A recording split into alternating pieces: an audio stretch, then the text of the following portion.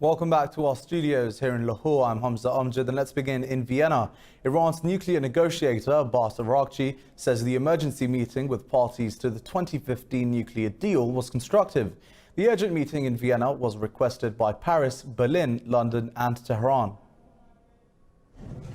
Iran, China, Russia, the UK, France, Germany and the EU met in Vienna to discuss how to save the accord. Tehran says the meeting was a good step, but it will continue to reduce its nuclear commitments if the Europeans fail to salvage the pact. Iran's Deputy Foreign Minister Abbas Araghchi said everything was not resolved despite commitment. All remaining participants to the JCPOA are still committed and determined to save this deal, which is a big achievement of diplomacy in the recent years, and we will continue our efforts in that direction. China's representative at the talks, Fu Kong, says all sides have expressed their commitment to safeguard the deal. Second point I take away from this meeting is that all sides have expressed their strong opposition against the U.S. unilateral imposition of sanctions, especially their extraterritorial application of these sanctions. Iran has breached the limit of its enriched uranium stockpile in response to the U.S. sanctions on Tehran. Meanwhile, Iran's President Hassan Rouhani says the U.S. withdrawal from the 2015 deal is the root cause of tensions in the Middle East. Indus News has this report. Meeting Oman's Foreign Minister Yusuf bin Alawi, Rouhani said presence of foreign forces in the Gulf is a threat to regional security. This comes after France, Italy and Denmark showed their support for a British plan to establish a European-led naval mission in the Gulf. Meanwhile, Iranian government spokesperson Ali Rabai criticized the UK's proposal for a coalition naval force. The UK and US want to bring the European war fleet in the Persian Gulf. We think that such actions are provocative in the current situation. It has a hostile message. It will stir up more tension. Britain and Iran have seized each other's oil vessels and are yet to agree on terms to end the deadlock. And for more on this, we're joined by Mr. Mohammad Marandi, a political analyst in Tehran. Thank you for your time, Mr. Marandi, and welcome to Indus News. So Iran's nuclear negotiator, Abbas Araghchi, has termed the emergency meeting in Vienna constructive. But what does that really mean at this stage now? My understanding is that he's saying in, let's say, political language, that there has been a bit of progress, but probably nowhere near enough. Iran, for over a year now, has been the only side that has been abiding by its commitments in full. And the Europeans are in complete violation of the deal. All of their 11 key commitments in response to Iran's commitments are being ignored. The Europeans, of course, claim that they're doing it under pressure from the United States, but the Iranians simply don't accept that excuse because the Chinese are resisting U.S. bullying, and so are the Russians. And the Europeans, which have a population larger than that of the United States, the EU, and also the EU, which has an economy by some calculations larger than that of the United States, has quite a bit of leverage. So the Iranians believe that the Europeans they want to have their cake and eat it too, which is not acceptable to Iran. Iran can't stay with an agreement where it is the only side that abides by it. Right, well, Mr. Marandi, Iran has consistently stated, and of course after this meeting as well, that it will continue to reduce its commitments under the deal. So is it possible now for the European signatories to salvage it? Well, it's up to them, really. The ball is in their court. The reason why Iran is gradually reducing its commitments is to put pressure on the Europeans to begin abiding by theirs. The Iranians say it's quite outrageous for the Europeans to abide by nothing and for them to demand Iran to continue abiding by all of its own commitments. That's meaningless. And the Iranians believe that we no longer live in a world where the Europeans have exceptional privileges and exceptional rights. Iran has struck a deal with these countries. Iran has given significant concessions to reach this deal, and they have their signatures are there. So either they must abide by the deal, the Europeans, or they should not expect the Iranians to abide by the deal. It's really quite simple for the Iranians, and it's baffling to see how the Europeans make such have such expectations. Right. Well, thank you very much, Mohammad Marandi, for your time. He said Iran will keep abiding by its nuclear commitments if the European signatories also abide by their commitments. Otherwise, the ball's, of course, in their court. So we will keep a close eye on that, so stay tuned. But in Afghanistan, let's move on now. At least 2 people have been killed and 25 others wounded in an attack on the Kabul office of President Ashraf Ghani's running mate, Amrullah Saleh. The Interior Ministry said the attack began with an explosion, followed by gunfire. The violence came the same day as Ghani marked the official start of the country's election season. Ghani is among 17 candidates vying for the top slot. The twice postponed presidential votes are scheduled for September the 28th. And now let's take a look at the Afghan peace process. US Special Envoy Zalmay Khalilzad said that intra-Afghan talks will commence after the US concludes its own agreements with the Taliban. This comes hours after the Afghan government said negotiations with the Taliban can start within 2 weeks. Khalilzad said Washington will ensure that the intra-Afghan talks are inclusive and effective as a national negotiating team. He said negotiations will include senior government officials, key political party representatives, civil society and women. Earlier, the Afghan government said it is working with all sides for intra-Afghan talks to be held in Europe. Meanwhile, the Taliban have refused to recognize Kabul's representatives as government officials at any intra-Afghan talks. Spokesperson Suhail Shaheen said they will be recognized and acknowledged as members of political parties.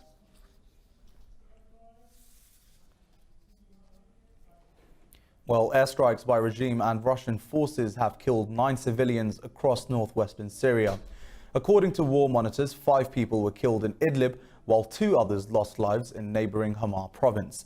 Turkey and Syria's disagreement over the Idlib province safe zone has led to an escalation in clashes. War monitors say over 500 civilians have died since late April. The UN says violence has displaced more than 400,000 people in northwestern Syria over the past 3 months.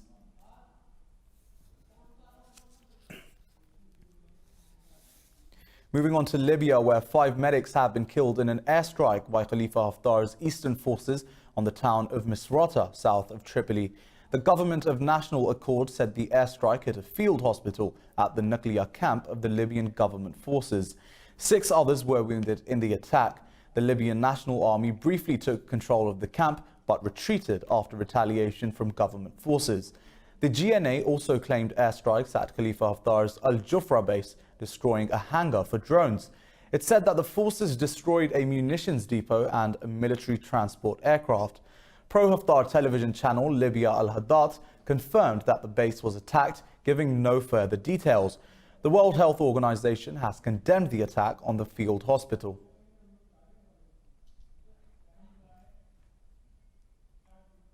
In Nigeria, 23 people have been killed by Boko Haram gunmen in the Naganzai district. A local militia leader said the mourners were shot when they were returning from a relative's funeral. Boko Haram fighters have intensified attacks on civilian and military targets in recent months. Earlier on Thursday, the group attacked a camp for displaced people outside Maiduguri. The decade-long ethno-religious violence has spilled over into neighboring Chad, Niger and Cameroon. It has claimed around 27,000 lives and forced more than 2 million people to flee their homes. Meanwhile, a court has allowed the government to label a Shia Muslim group as a terrorist organization and ban it. While the Sudanese military and armed groups have agreed to release political prisoners from both sides as part of the reconciliation deal. The exchange was agreed at a meeting between Sudanese generals, protest leaders and rebel groups in South Sudan. Military Commander General Hamdan Dagalo told media both the sides have also agreed to stop war and work together for peace. Rebel leader Malik Agard said despite the failure of previous deals, he hoped everything will go on well this time. Meanwhile, Sudanese investigation committee has held the military rulers responsible for the killing 87 people in the June 3rd raid in Khartoum. Head of the committee, Fatah al-Rahman Said, said the forces took action without any orders from the top brass. Well, Israeli forces have detained 14 Palestinians during raids across the occupied West Bank. 8 of them were arrested when Israeli forces stormed the occupied East Jerusalem neighborhood of Al-Isawiya. More than 6,000 Palestinians are languishing in Israeli prisons.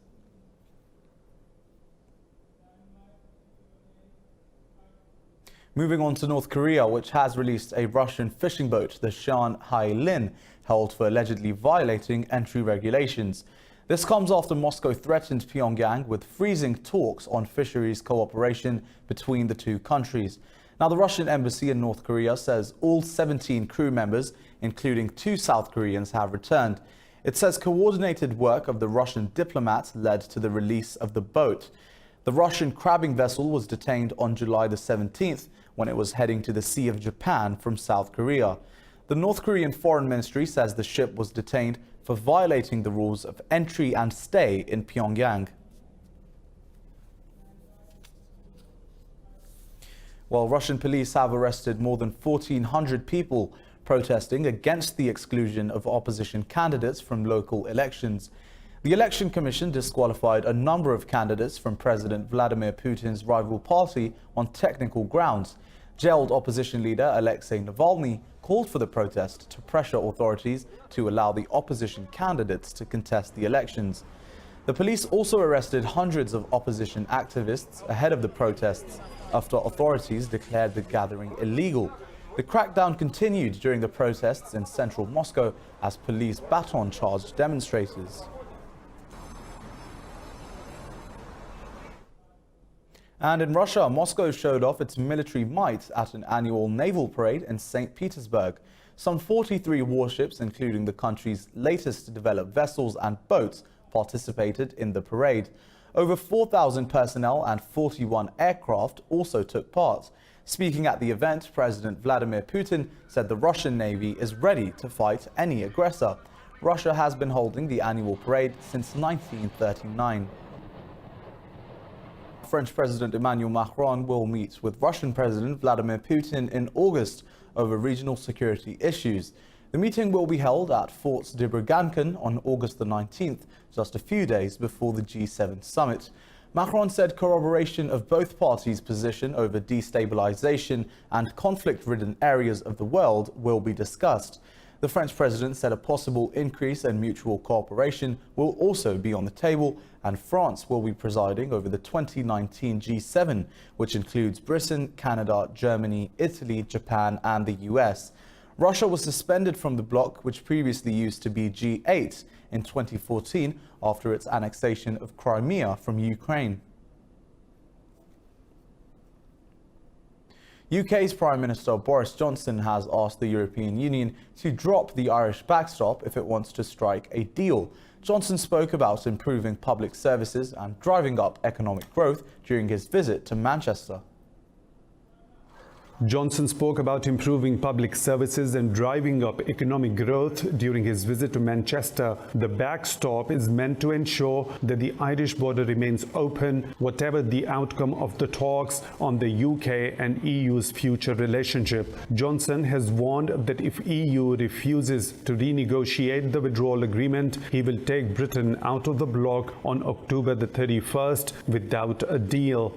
If we get rid of the backstop, whole and entire, then we're making a lot of progress.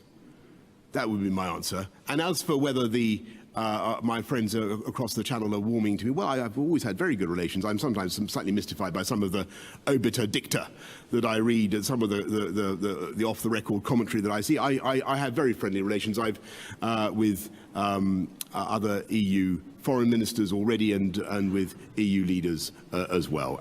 Meanwhile, Chancellor of Lancaster, Michael, has said that the government is now working on a no-deal Brexit. British media says Finance Minister Sajid Javid is planning to allocate £1 billion to prepare for a no-deal Brexit. Moving on to Venezuela, which has accused the U.S. of breaching its airspace again. Last week, Venezuela said it intercepted 2 American aircrafts that entered its aerial zone. Venezuela's military said a surveillance aircraft breached its airspace near the coastal city of Mayquisha. It said a Lockheed jet circled the area for more than 3 hours. Venezuela's army called the act a violation of aviation security and international treaties. The country's defense ministry has flagged the incidents a serious threat.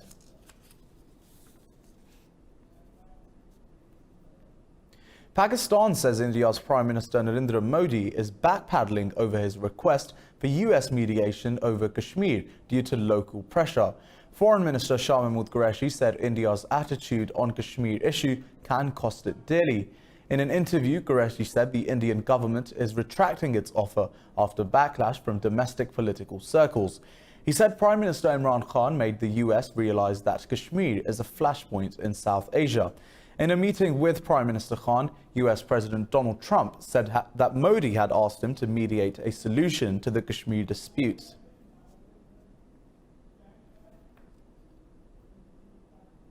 "14 people, including a policeman, have been killed after a landslide at a jade mine in northern Myanmar. Police say 4 others are missing and feared dead. The government had ordered the shutting down of all mining activity during the monsoon season from May to October. Police say victims were scavengers who were scouring tailing piles for jade, ignoring the hazards. Over in Bangladesh, Myanmar officials visited Rohingya refugees in the southeastern town of Cox's Bazar. They discussed the refugees' potential repatriation during the meeting. More in this report. Over 700,000 Rohingyas fled a crackdown by Myanmar's military in 2017. More than 1.2 million refugees took shelter in Bangladesh. Many say they would still feel unsafe in Myanmar. But Myanmar's government has been trying to convince them to return to their home country. Citizenship talking going on, still not agree, still they deny our citizenship. It is the second time in less than a year that Myanmar's officials are trying to coerce Rohingyas to return. Rohingya refugees are demanding citizenship rights, but no consensus has been reached so far. It depends on the Myanmar government. If Myanmar, our government not agree, how we can go back our homeland. Actually, we are waiting to go homeland. No protection, no security, no situation to human living. Dhaka has given assurance it will not force refugees to leave until an understanding is reached between the ethnic group and Naypyidaw. In China, the death toll from a landslide in the Guizhou province has risen to 36. 15 others are still missing. The landslide in Pingdi village buried more than 20 houses. Rescue workers are trying to reach survivors as excavators dug through the collapsed hill. The government has granted over $4 million for rescue efforts and relocation of the victims.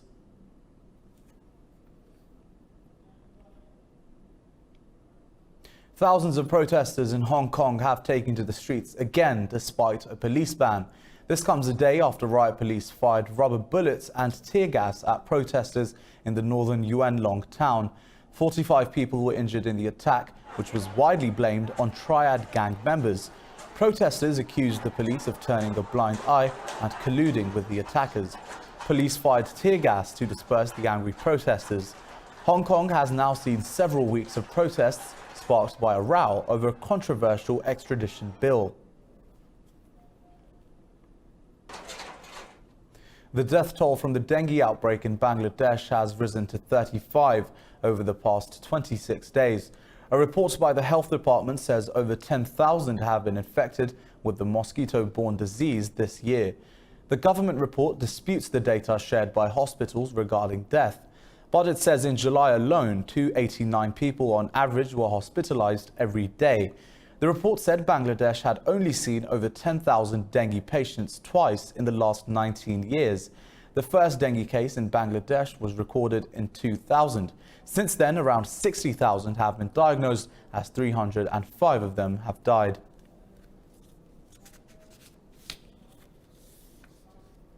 And over in New York, a shooting at Brooklyn Park has killed a man and wounded 11 others. The gunfire broke out at an annual community event in Brownsville. New York Mayor Bill de Blasio said the shooting has traumatized the peaceful community. Eyewitnesses say the shooting triggered a stampede.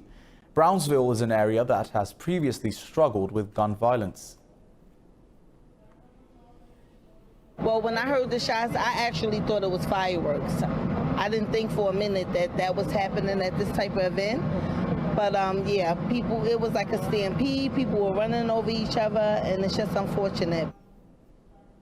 In Romania, thousands of protesters have rallied in Bucharest over the murder of a 15-year-old girl. Alexandra had made 3 emergency calls to report her own kidnapping and gave clues to her whereabouts. Amid slogans of incompetence and calls for the government to step down, protesters lit candles at a makeshift memorial. The girl was abducted as she tried to hitchhike home in southern Romania, and police sought a search warrant and waited till dawn to enter the house, 19 hours after the victim's last call. The government fired the police chief for his failure to react promptly to the situation. A SpaceX Dragon cargo ship has docked with the International Space Station to deliver equipment supplies. This is a record 3rd cargo delivery mission for this particular Dragon. The reusable craft from Florida took 2 days to reach space. Dragon carried more than 2,200 kilograms of supplies, including scientific gear and a new docking adapter. The supplies will enable dozens of experiments aboard the orbiting lab. SpaceX is an aerospace company owned by billionaire entrepreneur Elon Musk.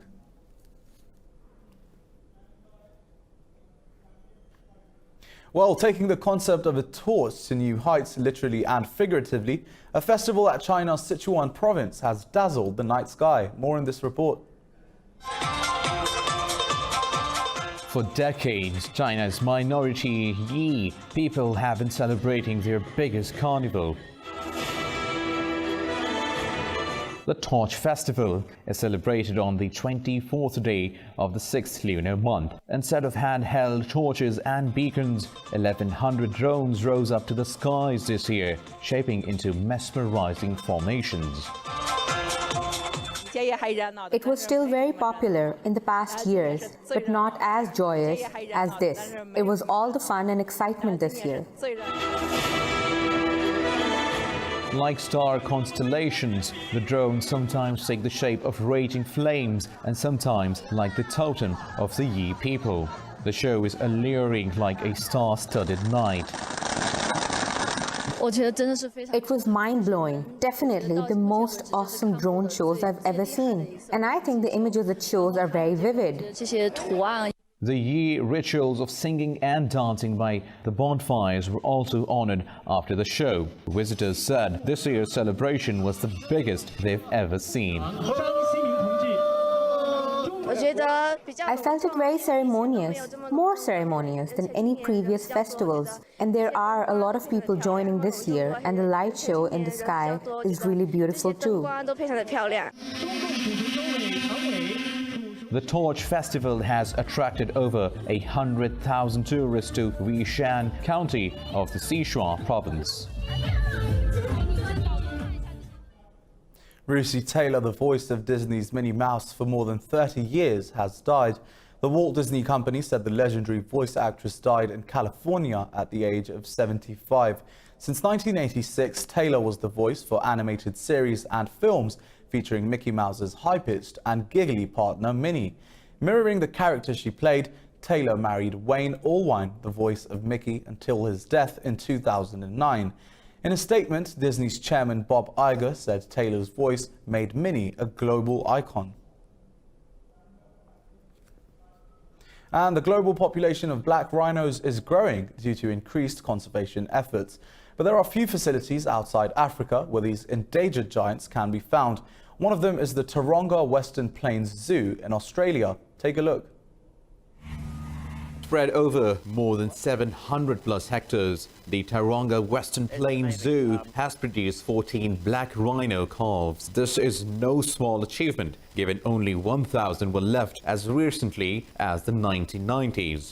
We sit on some 700 plus hectares of land here in the central west of New South Wales. But in addition to that, our climate is actually very similar to that in parts of Africa, and certainly parts of Africa where you will find the southern black rhino. Poachers who kill rhinos for their horns are the biggest threat to the species. The belief that rhino horns are a cure for a wide range of maladies continues to persist, but this has been proven to be false. Rhinos we all recognise are an iconic species, and they are also one which is suffering at the hands of mankind. Visitors are welcome to see black rhinos when they visit the facility. Zoo officials say they hope this can help better understand these beautiful endangered animals.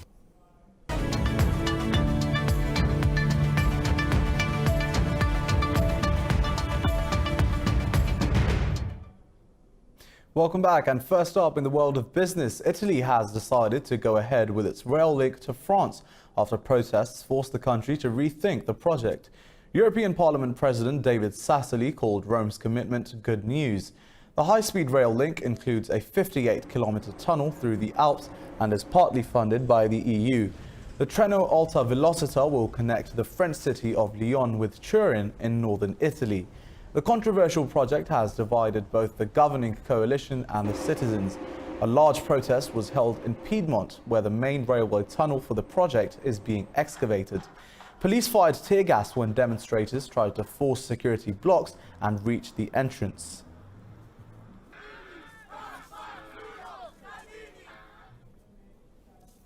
And France has said it wants to reach a deal with the US on taxing tech giants in a G7 meeting next month.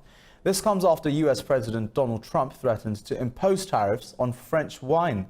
France has passed a law enforcing 3% tax on the revenue of digital companies, including the US tech giants working in the country. Responding to Trump's remarks, Economy Minister Bruno Le Maire said France wants to work closely with their American friends.